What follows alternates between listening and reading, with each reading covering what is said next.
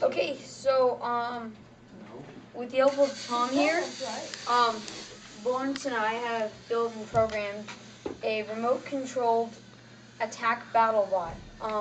So these controls are for right and left. Summation right and left. And since they're both operating one wheel, if you hold them both, it goes forward. And it can also, there's a button for going back, which is this button right here. So here, let me, now this is attack right here. You can see that again. So we're going to go ahead and attack this box right here. Okay. All right, nice job, you guys. Very cool.